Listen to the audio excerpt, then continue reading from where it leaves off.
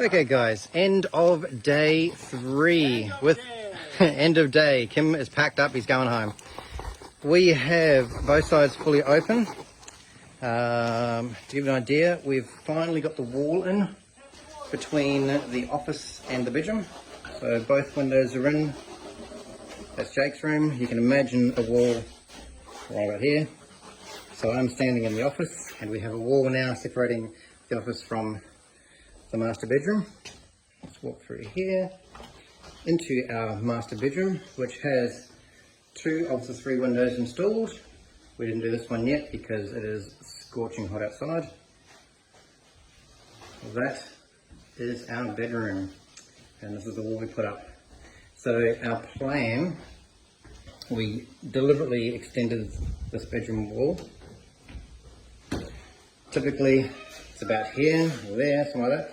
We've given ourselves about 1 metre here because we want to do wall to wall, floor to ceiling cupboards to give us a lot of storage space because, you know, like my wife, we have a lot of crap. We've also done something else that wasn't included in the instructions.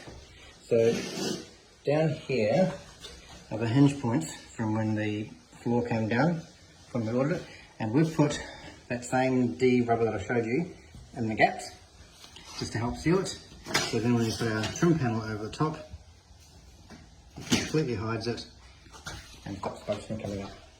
I think that's a pretty cool idea. We finally got to have a look inside our bathroom today, and we have flushed the toilet. We filled up the system with water and it flushed. So that's a really good sign. Bathroom cabinet is a lot smaller than we thought. That's a lot smaller than we thought. Whatever. We have space for a washing machine, which is great, and we have a good sized shower.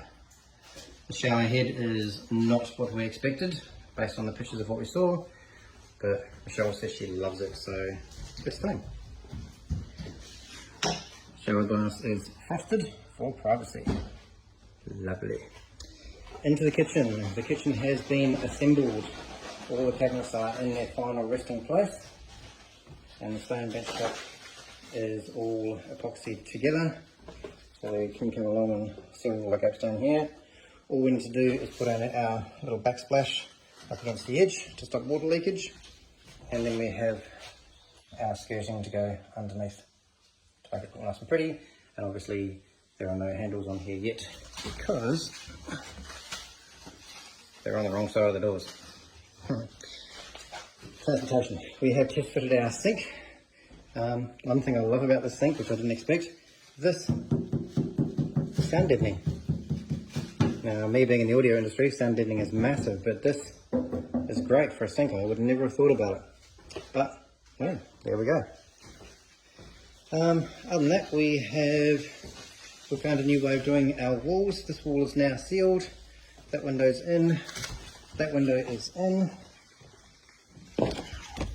And we'll put some nice chunky bolts in to secure the wall to the corner. So that is not going to be affected by any form of weathering. And apparently when we're completely done, I have to hold on the roof and put bolts all the way down the roof into the walls, and that will keep the roof down on a windy day. So that's where we're at the end of day 3. Stay tuned. Tomorrow we're going to put the second wall in between Jake's room and the office. We'll seal that up and then we can close off Jake's wall, and hopefully put some skirting in around the bottom edges. We might be able to put some flashing in around the outside to make it a bit more weatherproof. We'll see how we go.